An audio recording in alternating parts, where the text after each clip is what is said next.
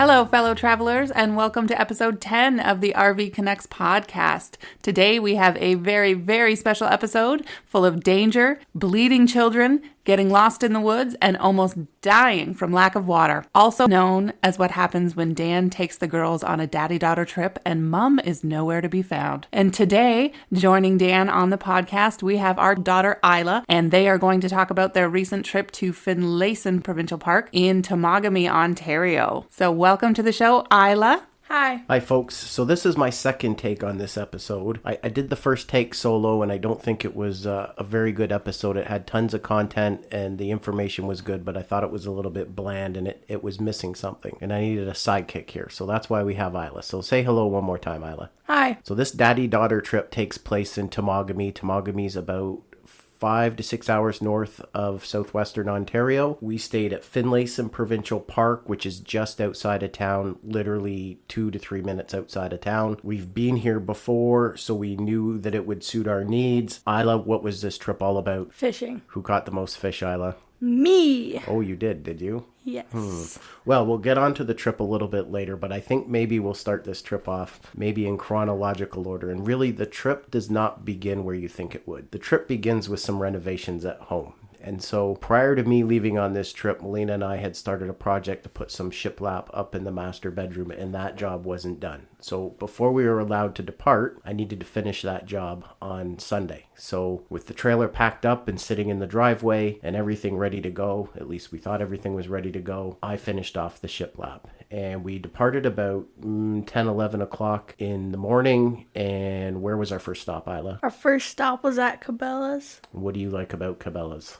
I like that there's lots of fishing stuff and clothes. Fishing and clothes, and what did you pick up there? A hat. And that hat, folks, has not left her head, but it was the best $8 that she's ever spent at Cabela's. How would you describe getting in and out of the Cabela's complex? Because it's really a big box-type plaza mall in Barrie, Ontario. It's pretty easy. Did Dad get stressed out? A little bit. I did not get stressed out.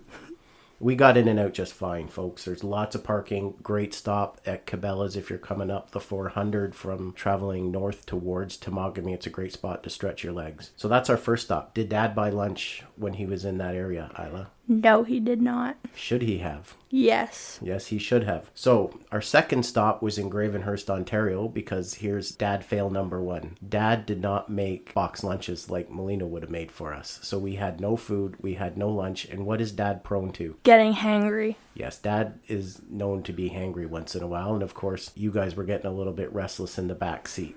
So not having packed box lunches and not having checked Google Maps when we were traveling up the road, we stopped in Gravenhurst, and we knew that Gravenhurst had a number of fast food facilities, your typical McDonald's, Tim Hortons, Subway, whole lots of places to stop. And so we pulled off the highway, and as we pulled off the highway, we were very quickly starting to realize that we had not decided where we were going to eat lunch, and we were towing a 29-foot trailer behind us. And so as we passed Tim Hortons got struck off the list because some fellow in a 25-foot travel trailer had pulled into a Tim Hortons, and that Tim Hortons did not have an in and out route. It had only an in and out route that was shared, so he was stuck. So fortunately for us, he was stuck, and I didn't make the same mistake he did. So ultimately, we settled on Subway restaurant. Now keep in mind, this is first or second week of July, and masking orders were new to many people in COVID, so there's long lineups to get in. So 45 minutes later, I walked out with 3 subs, a bag of chips for everybody, and chocolate milk.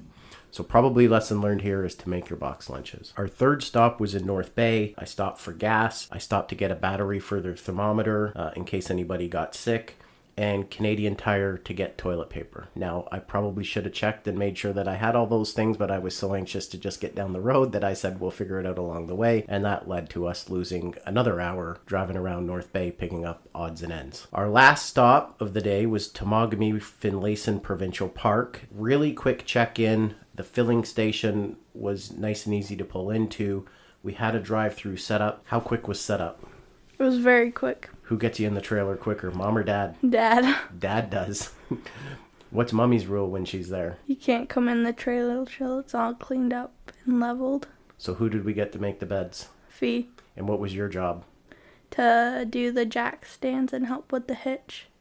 Absolutely. So everybody had a job. We got ourselves in nice and quick. Just to recap on travel day, we left southwestern Ontario near Guelph, Kitchener-Waterloo area. Dad made a couple of mistakes along the way. We lost some time getting lunch. We lost some time in North Bay picking up last minute supplies, but we still made it to the campsite. We were set up. We had dinner in the daylight. We had a fire. So it was a very doable trip for something that really is a completely different experience from southern Ontario. Temagami is about 1 hour north of North Bay. You are in northern Ontario, but what I will tell you is that the highways in that area have all been upgraded over the course of the last 10 or 20 years, so it's a very easy drive up, but it's nice and smooth and easy going, isn't it? Yeah. Let's talk about fishing. Isla, what kinds of fish did we catch? We caught a lot of bass, a pike, and some perch.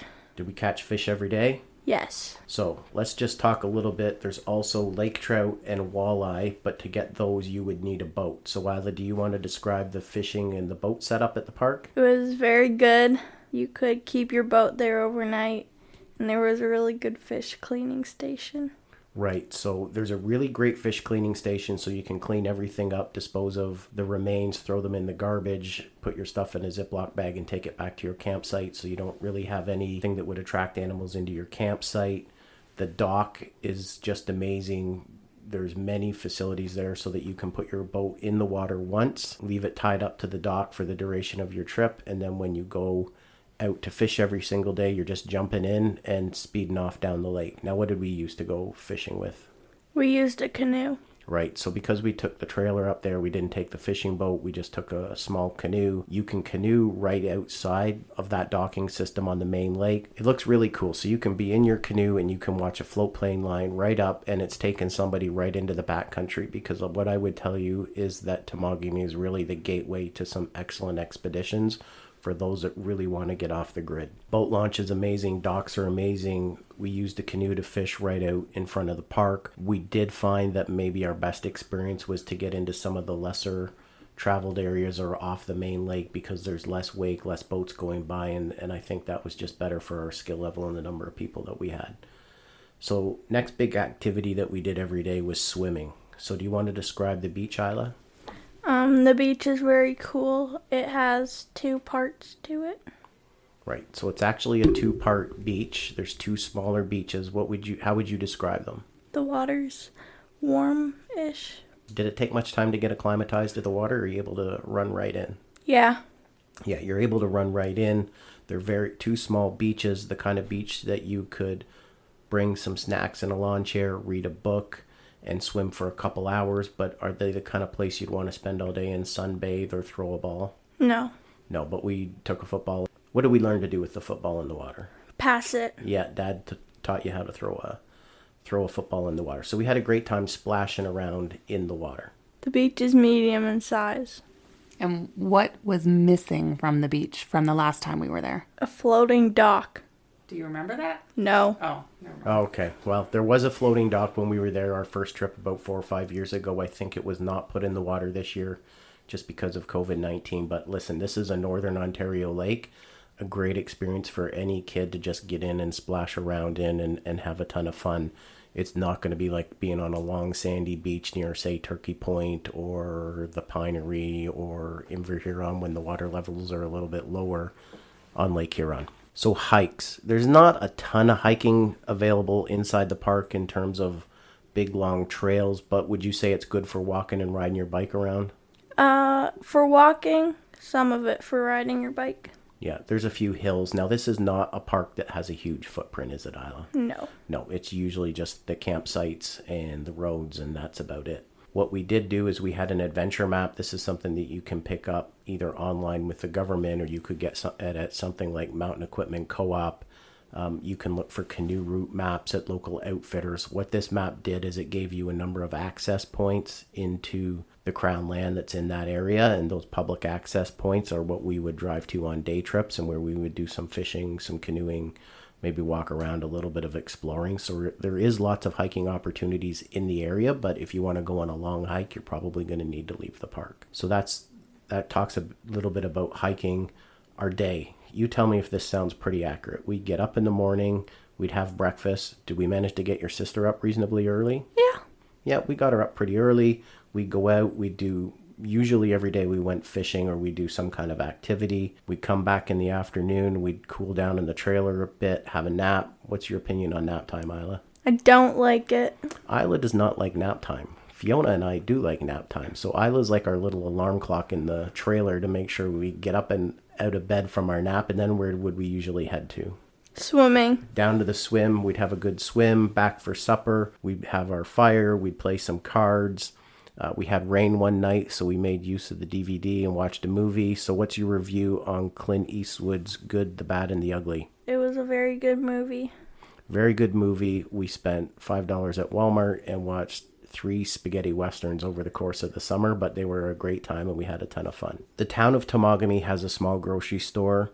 It has more than just the basics, but probably not the place that you're going to want to do a full shop. You also need to know that it's closed on Sundays. So if you need to do a full shop, you probably need to go to a full grocery store in New Liskeard or North Bay if you're going to get, several days worth of groceries. And that's what we did. Really, it was pretty easy. We went to New Liskeard one day after we had been fishing. We swung past Tim Hortons, grabbed some frozen lemonades for the girl and a coffee.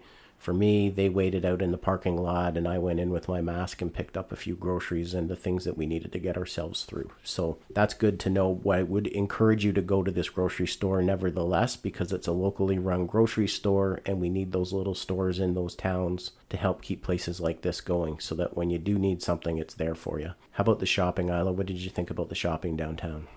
The shopping was very good. And what did you pick up? I picked up a shirt. Fiona picked up a sweater. Right, and so there's lots of little local artisan crafts that you can pick up downtown. Grab yourself an ice cream and walk around the downtown. Now, you're not going to kill a whole day shopping there, but I think we killed, an hour or so? Yeah. Yep, hour or so. So other things that are probably important to you, gas, propane, ice, fishing supplies, firewood, they're all available near the park. I would encourage everybody to gas up before you leave North Bay, especially if you're less than half a tank and if you're traveling at night, because after all, you are traveling in Northern Ontario. If you're pulling a big rig, I would encourage you to just have that gas once you start heading down that road. But there is a gas station in the town of Temagami. And if you're coming from the north, you would want to gas up in New Liskeard first before heading south. The LCBO. So for our American listeners in Ontario, we have government-run liquor and wine sales, and that's usually done out of what's called the LCBO, which is the Liquor Control Board of Ontario. Huge selection. They sell beer and wine. So if you're in Temagami, that's where you're going to go to pick that up. But again, that is closed on Sundays. If you want to pick something, you can go off-site at some of the local convenience stores may have it about 40 minutes south of the park, or an agency store is nearby. One important purchase we made several times this week was ice cream. What's the ice cream review for the area, Isla? 10 out of 10. 10 out of 10. Lots of soft serve. What's your favorite flavor? Vanilla or mint chocolate chip. I'm more of a twist cone, folks. I prefer the twist cone, but nevertheless, we had lots of good ice cream. So bugs. One thing traveling in anywhere in Northern Ontario really is to know the time of the year that you're going and is it bug season. And bugs can probably be worse than our experience in June and into July. Did you think the bugs were that bad, Isla? Kind of, yeah. Did it spoil our fun? No. No, didn't spoil our fun. The good thing is because there was a bit of a heat wave going on in southern Ontario, we were about 5 degrees cooler, so it was nice and cool up there. Other than a couple hours in the middle of the afternoon, we were cooling off, having a nap anyways. So I think we had a good time in the second week of July, but if that's the kind of thing that matters to you, I might encourage you to go later in August, or you could even go up that area to see some fall colors, because they're just great as well. So what else to do? We went up the Temagami Fire Tower. Do you want to talk about the climb up the tower, Isla? Did anybody get scared? No. I'll let you decide if that's a truthful answer or not, folks. What I will tell you is that you can climb up the Temagami Fire Tower that gives you a great view of the surrounding landscape, and you can take a ton of pictures. There's more than one opportunity to take pictures as you go up, and you can go up as high as your fear of heights will allow you. Now, did we make it to the top? Yes. Yes, we did make it to the top. Did we make it to the top quickly or slowly? Slower, but we made it to the top. Everybody was safe. We had a great time getting to the top. That probably cost us less than $10. It's just a nominal fee to keep it going, and that's okay. The signage is really well marked to get up to the tower, and I think you can park your car and be up the tower, or at least at the base of the tower, in less than 5 minutes. Would you say that's pretty accurate, Isla? Yep.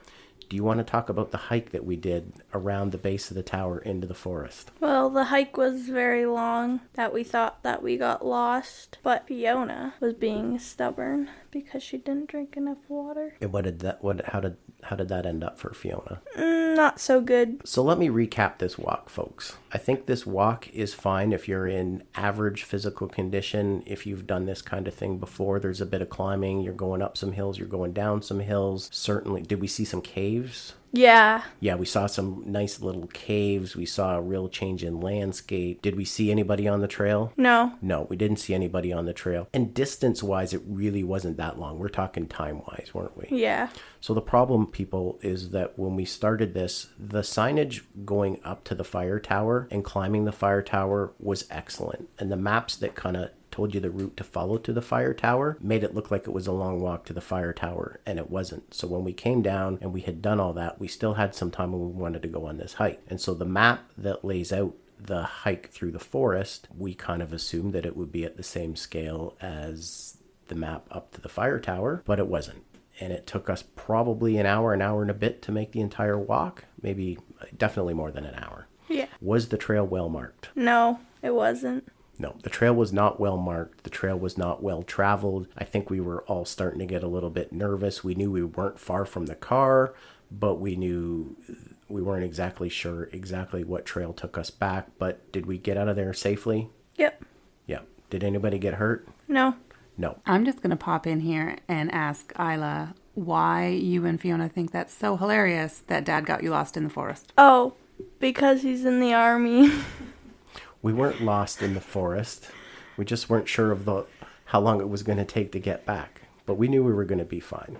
So last couple things to say here. I would encourage everybody to pick up an adventure map, a canoe route map. I think that Temagami is a great spot to do some day trips, do some exploring in the local area. We did find a few areas using those maps that have dry camping opportunities. We went down to Martin River Provincial Park. We took a drive through there with our ice creams. Now, Martin River Provincial Park is about half an hour south of Temagami. Isla, what did you think about Martin River Provincial Park? Do you like Finlayson more? Did you like Martin River just driving through? Which one do you think was better? I liked Finlayson better. But let's just keep in mind they're both probably pretty good parks and great places to explore. So bottom line up front, folks, is that there is still lots more for us to do up there. Isla, would you want to go back? Yes. That's a resounding yes, we'll go back, which I think is a good rating for this trip. Would you do another daddy-daughter trip with Daddy? Definitely. Absolutely. So now, were we supposed to tell people about you getting hurt? Because I didn't remember this until we were making the notes and kind of putting ourselves and getting organized for this podcast. Did you hurt yourself on this trip? I did. And how did you hurt yourself? Well, Dad broke my fishing rod. Oh yeah, I broke your fishing rod. Actually, that's another story. So you continue on, Isla. So Dad broke my fishing rod. So I jumped in the lake and I got the second half of my rod and I scraped my leg on the nails by the docks. Did Dad get you patched up?